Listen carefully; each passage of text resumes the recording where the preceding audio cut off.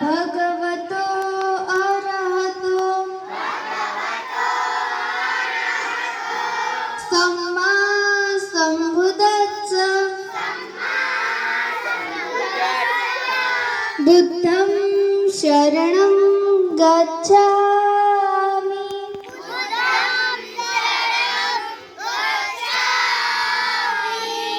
धम्मं शरणं गच्छामि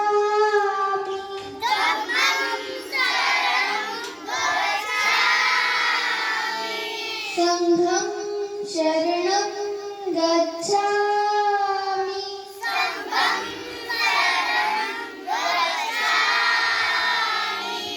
द्वितीयं पि बुद्धं शरणं गच्छामि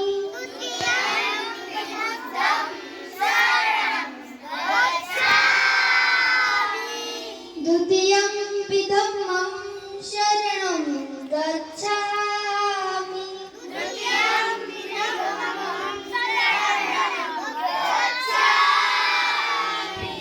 द्वितीयं पि संघं शरणं गच्छामि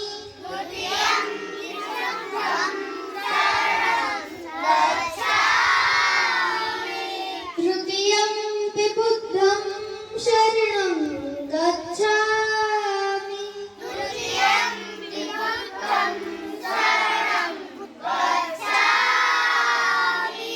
तृतीयं पि धम्मं शरणं गच्छामि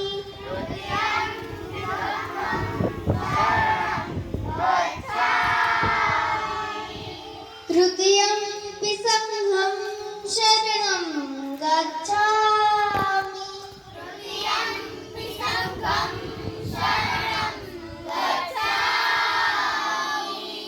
पाणातिपाता वैरमणि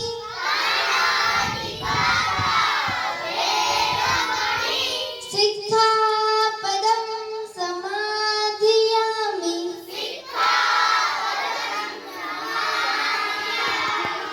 अदिन्नदाना वैरमणि सिक्खापदं समाधियामि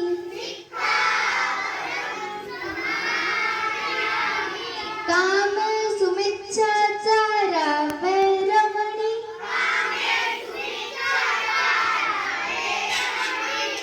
सिक्खापदं समाधियामि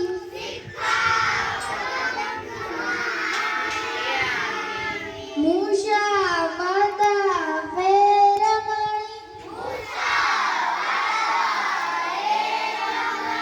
सिक्खापदं समाधियामि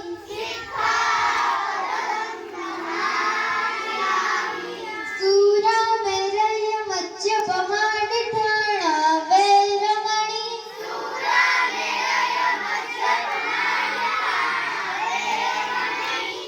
सिक्खापदं समाधियामि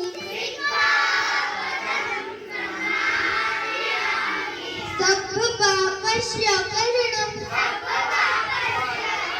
कुशलस्य उपसम्पदा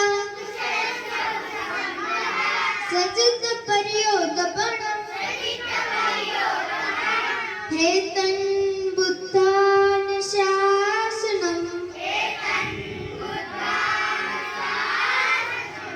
साधु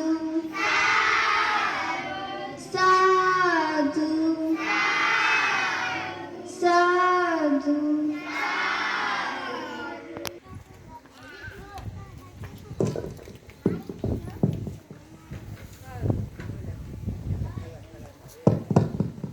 जय भीम नमो बुद्धाय जय जोहार जय मुनिवादी के एक अमरा થઈ કે એક ભૂતવન ના કરાવે આ કોઈ કે પ્રાર્થના નથી કે ભજન નથી આ એક પ્રકારની ગૌતમ બુદ્ધની વિચારધારા છે એ તેમને એક આપે ઉપદેશ છે હું તેનો અર્થ કહીશ કે આ બુદ્ધવંદનાની શરૂઆત થાય છે કે નમો તત્ત ભગવતો હરહતો ધમ્મા ધમ્મુ તત્ત તથાગત હર સમ્યતે મારું નમન બુદ્ધં તહં ગચ્છામિ હું બુદ્ધના જાઉં ધમ્મં તહં ગચ્છામિ હું ધમ્મના જાઉં સંઘં તહં ગચ્છામિ હું સંઘના જાઉં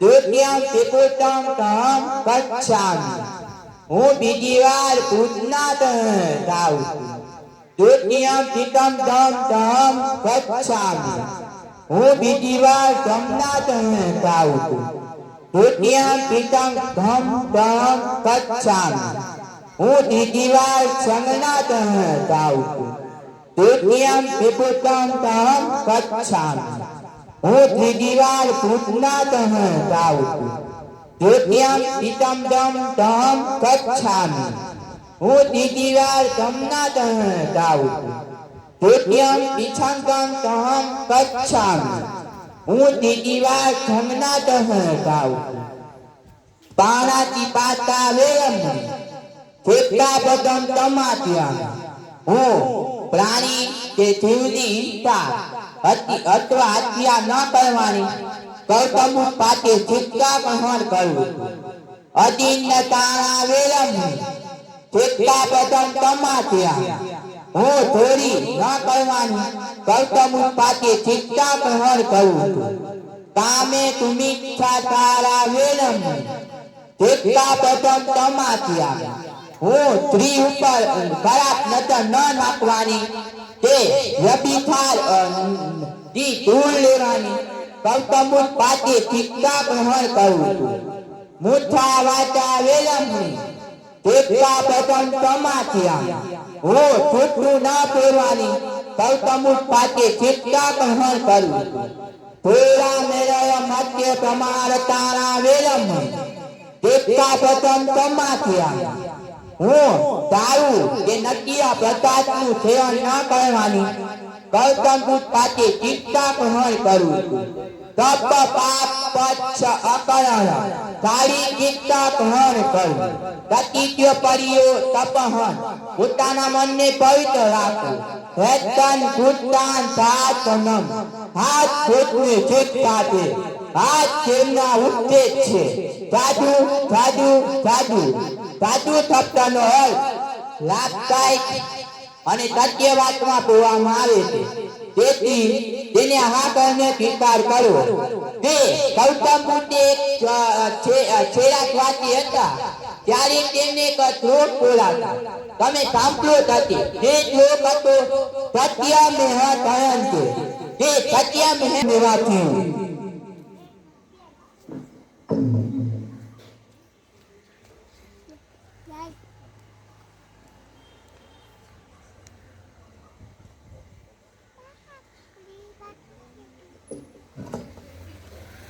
જય ભીમ નમો બુદ્ધાય મારું નામ વોરા દિશા છે હું ધોરણ 6 માં અભ્યાસ કરું છું આજે હું તમને શહીદ વીર મહાપુરુષ મેઘમાયા વિશે થોડુંક જણાવીશ તેમનો જન્મ ઈસવીસન 1145 ભાદરવા સુદ 9 માં થયો હતો તેમનું મૃત્યુ ઈસવીસન 1194 માં સુદ 7 દિવસે થયું હતું વીર મેઘમાયાનો જન્મ ગુજરાતના રાજ્ય ધોળકા તાલુકા રાણાડા ગામમાં મેઘવાળ પરિવારમાં થયો હતો ત્યારે ગુજરાતનું પાટનગર પાટણ હતું અને પાટણની ગાદીએ 12મી સદીમાં સિદ્ધર્થ પોતાના સમાજને આ અત્યાચારોથી મુક્ત કરવા માટે સમાજના યુવાનોને જાગૃત કરવાનું મિશન ચાલુ કર્યું આ વાત રાજા ઉચ્ચ જાતિના સેનાપતિને ખબર પડી તેથી તેણે વીરમાયાને મારી નાખવાનો પ્લાન બનાવ્યો આ દરમિયાન જ પાટણમાં સતત 3 વર્ષથી વરસાદ ન હતો પડ્યો રાજા શસ્ત્રલિંગ તળાવ બાંધી પણ વાવવામાં પાણી ન હતું સેનાપતિએ પોતાના પ્લાન મુજબ કહ્યું કે જો આ તળાવમાં કોઈ 32 લક્ષણના પુરુષોનું બલિદાન આપવામાં આવે તો આ વાવમાં પાણી આવે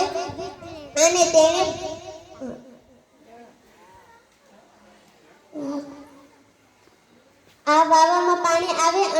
બલિદાન માટે વીર મેઘમાયાનું નામ સૂચ્યું વીર મેઘમાયા સિંચવી સેનાપતિએ પોતાની હત્યા કરવા માટે આ પ્લાન બનાવ્યો હોવાનું વીર મેઘમાયા જાણતો હોવા છતાં સહર્ષ તેણે આ વાત સ્વીકારી પણ બદલામાં પોતાના સમાજ પર તથા અત્યાચાર બંધ કરવા અને ઓછૂતોને પણ માનવીય અધિકાર સાથે જીવન જીવવાનો અધિકાર માંગ્યો. જે વાત રાજા સિદ્ધાર્થ જયસિંહે માન્ય રાખી અને ગુજરાતની ધરતી પર એક ક્રાંતિકારી પ્રથમ અછૂતવીર મેઘમાએ બસ આટલું બસ કહીશ. જય ભીમ, નમો બુદ્ધાય.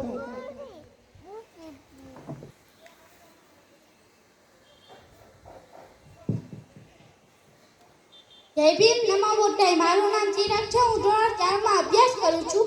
આજે હું તમને એવા મહાનાયક વિશે જણાવવા જઈ રહ્યો છું.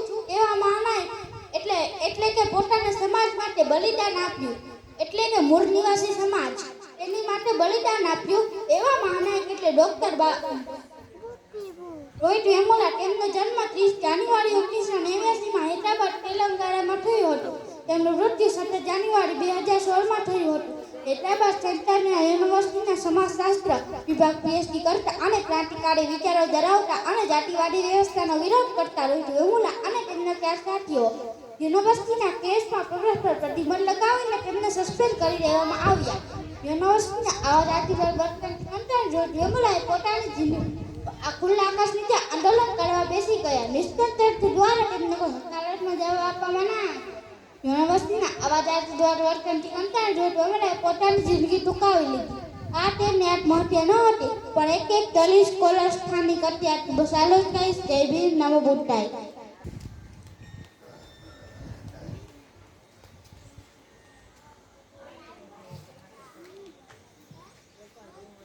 जय भीम, नमो बुद्धाय. इसलिए दिवस बलिदानों की लहू की महक है, जिनके सर कटने पर थरथरा करते थे, वो ऐसे योद्धा थे जो तलवार होकर लोगों से भिड़ा करते थे. जहाँ कोई सोच भी सकता था कि जंगल और पहाड़ों में पली बड़ी एक बालिका देश की आजादी के लिए अपने प्राणों की आहुति दे गई. वहीं से निकली एक चिंगारी जिसने शिक्षा, स्वाभिमान और बलिदानों की मिसाल तैयार की. उसे युगों युगों तक याद किया जाएगा. कालीबाईનો જન્મ જૂન 1935 માં થયો હતો.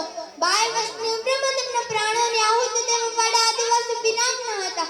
ડુંગરપુર રાજ્યમાં કોઈ શાળા ન હતી, પરંતુ આદિવાસી લોકોને શિક્ષણ આપવા માટે નાના ભાઈ ભીલે ત્યાં એક શાળા ખોલી હતી. ત્યાં કેટલાક બાળકો અભ્યાસ કરવા આવી રહ્યા હતા. મહારાવે આદેશ આપ્યો કે બધી જ શાળા બંધ કરવામાં આવે. મહારાવ બોલ્યા કે જો બધા બાળકો શિક્ષિત થશે તો તેમના માટે ભયંકર થઈ જશે, તેમના અધિકારો માંગવા લાગશે. તો પણ નાના ભાઈએ શાળા ચાલુ રાખી તો તેમને ઘરમાં પૂરી બંદૂક વડે મારવામાં આવે છે. તો પણ નાનો ભાઈ ન માનતા તો તેમને ટ્રક વડે બાંધીને ઘસીટવામાં આવે છે. ત્યાં બધા લોકો જોઈ રહ્યા હોય છે, પરંતુ કોઈની હિંમત ન થતી કે પોલીસ સામે બોલી શકે. ત્યાં તો કાલીબાઈ આવી પહોંચે છે અને બોલી ઉઠે છે કે મારા ગુરુજીને કેમ ઘસીટવામાં આવે છે. ત્યાં એક અંગ્રેજ બોલે છે કે તેમને કહ્યું હતું કે તેમની શાળા બંધ કરી નાખવામાં આવે, તો પણ તેમની શાળા ચાલુ રાખી, તેથી તેમને ઘસીટવામાં આવે છે.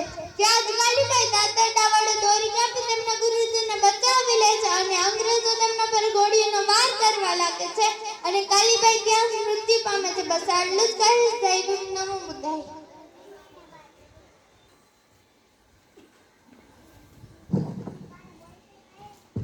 એ બી ન બુદ્ધાય. આજે હું તમને શહીદ ભગતસિંહ વિશે થોડું જણાવીશ. ભગતસિંહનો જન્મ 27મી સપ્ટેમ્બર 1907 ના રોજ પંજાબના લાયલપુર જિલ્લાના બંગા ગામમાં થયો હતો. તેમના પિતાનું નામ કિશનસિંહ અને તેમના માતાનું નામ વિદ્યાદેવી હતું. અમૃતસરમાં જલિયાવાલા બાગ હત્યાકાંડ થયો હતો ત્યારે તેમની ઉંમર 13 વર્ષની હતી. છતાંય તે બધાની સાથે પગપાળા ચાલીને જલિયાવાલા બાગે પહોંચ્યા. અસહકાર આંદોલનમાં પણ ભગતસિંહે માત્ર 14 વર્ષની ઉંમરે સક્રિય સહકાર આપ્યો હતો. ગાંધીજીએ અસહકાર આંદોલન પાછું ખેંચી લીધું. ભગતસિંહ ઉપર તેનો ઘેરો પ્રભાવ પડ્યો હતો.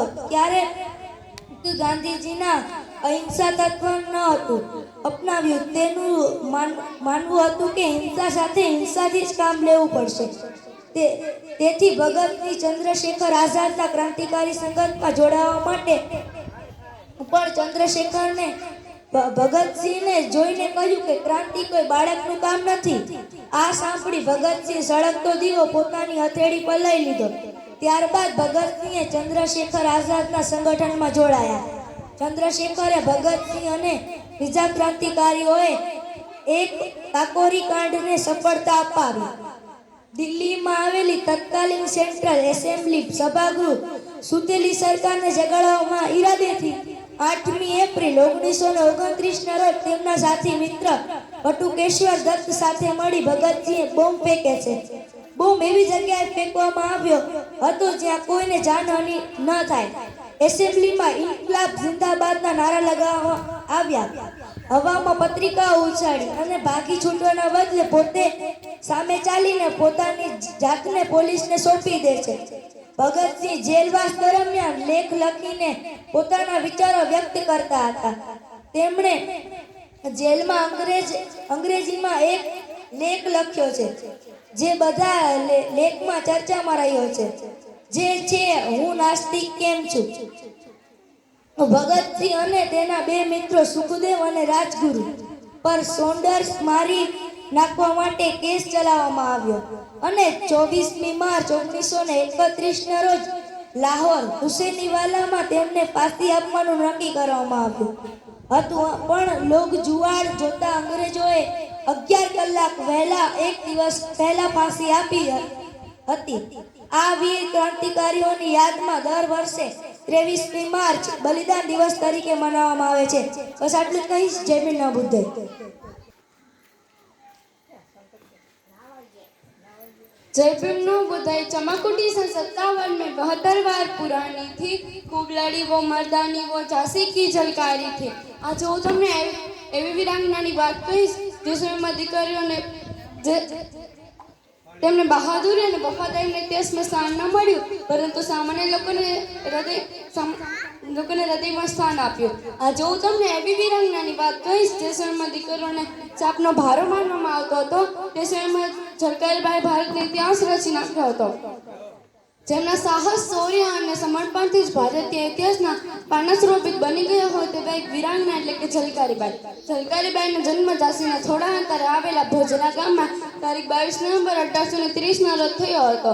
તેમની માતાનું નામ ધનિયાબાઈ અને પિતાનું નામ મૂળચંદ હતું. પિતા મૂળચંદ ઘરે જ કાપડ વણતા અને માતા ધનિયા અન્ય ઘરકામ કરતા. તેઓ તેમના માતા પિતાનું એકમાત્ર સંતાન હતા, તેથી તેમનો ઉછેર ખૂબ જ લાડપ્રેમથી કરવામાં આવ્યો હતો. તેઓ નાના હતા ત્યારે તેમની માતાનું મૃત્યુ થઈ ગયું હતું, તેથી તેમના પિતાએ તેમને દીકરાની જેમ ઉછેરી હતી અને ઘોડા સવારી અને હથિયાર ચલાવવાની તાલીમ આપી હતી. એક વખત યોજાયેલ સમારોહમાં ઝલકારીબાઈ રાણી લક્ષ્મીબાઈનો પહેરવેશ ધારણ કરીને લડતા જજે દુશ્મનોને ધોકા આપી શકાય. 1857ના વિકલ્પ વખતે રાણીને કિલ્લાથી બહાર જવાનો સમય પડી ગયો. ઝલકારીબાઈ ભારતનો ઇતિહાસ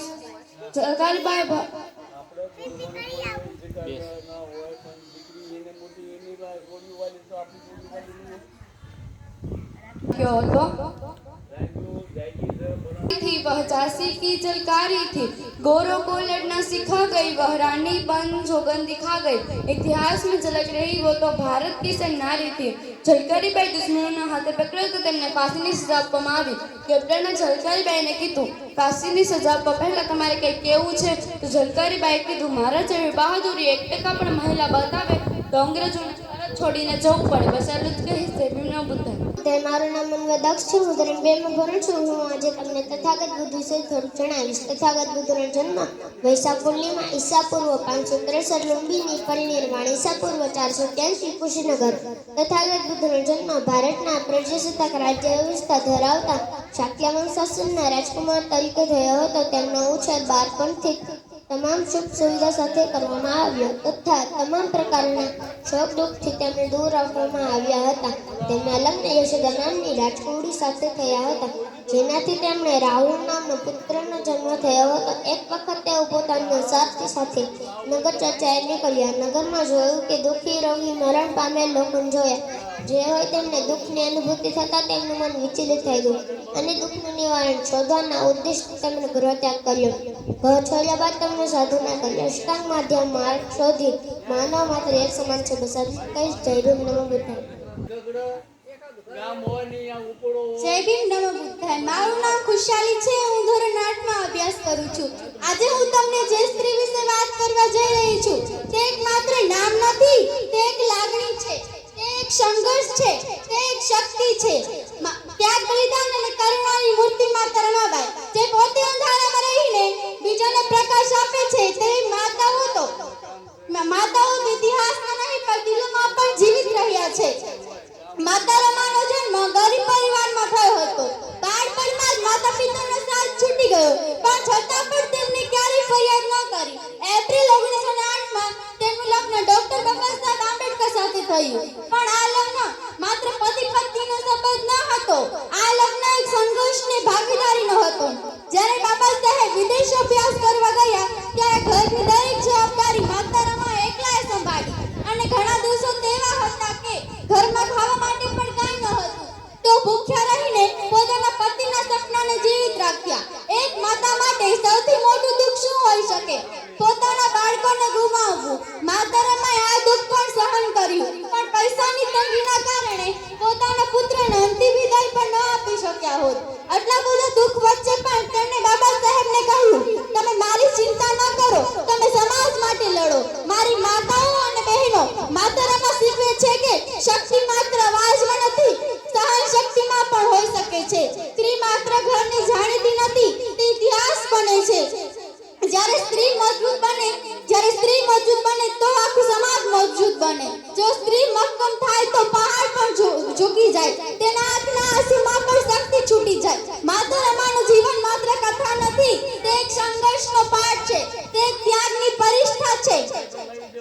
એક સફળ પુરુષ પાછળ એક સ્ત્રી હોય છે, પણ અહીં એક સ્ત્રી પાછળ આખું સમાજ મજબૂત બની. બસ આટલું જ કહીશ. જય ભીમ, નમો બુદ્ધાય.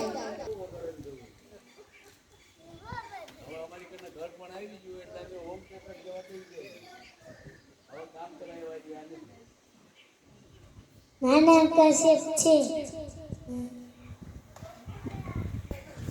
મારું નામ રુદ્ર.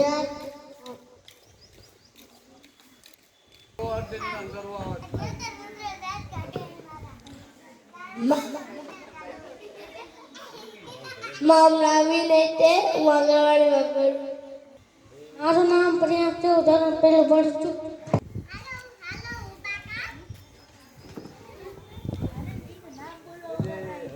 મારું નામ વિવાન છે. હું આંગણવાડીમાં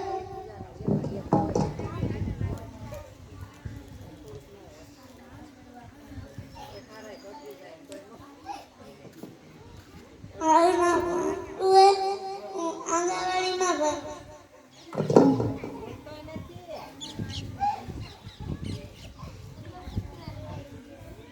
જય ભીમ, નમો બુદ્ધાય. મારું નામ જેનું છે. હું ધોરણ 2 માં અભ્યાસ કરું છું.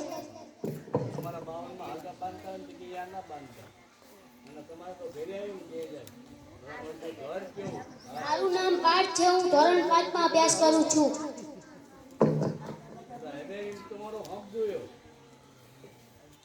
જય ભીમ, નમો બુદ્ધાય. મારું નામ ઉમંગ છે. હું ધોરણ 4 માં અભ્યાસ કરું છું.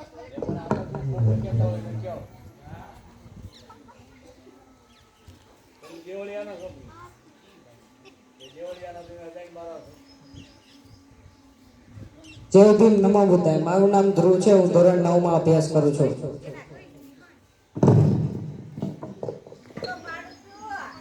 જય ભીમ. હું આંગણવાડીમાં જાઉં છું. ભણું છું.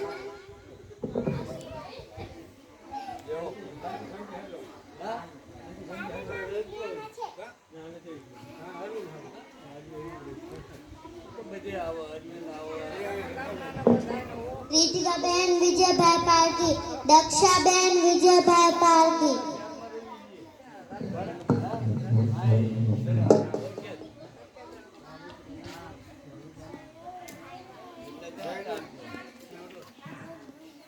મારું નામ જિગ્નેશ છે. હું પહેલામાં અભ્યાસ કરું.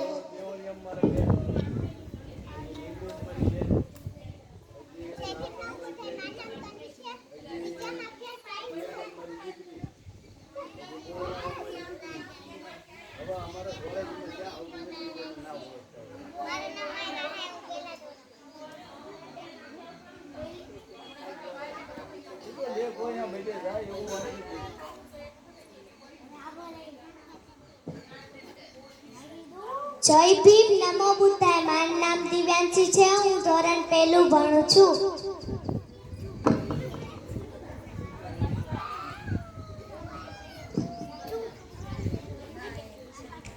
જય ભીમ, નમો બુદ્ધાય. મારું નામ ધ્રુવી છે. હું ધોરણ 3 માં અભ્યાસ કરું છું.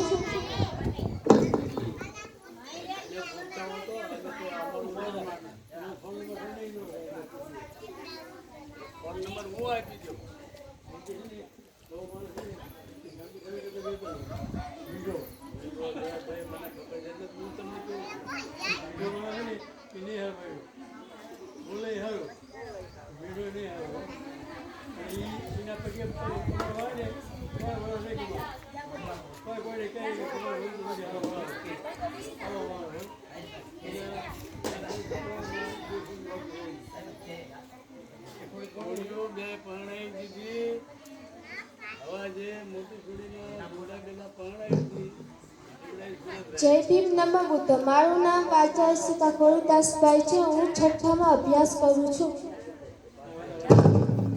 ના પણ મને ખબર હોય ને મારી બેનનું બાળકોનો ભાણિયો હોય 12-13 વર્ષનો થયો.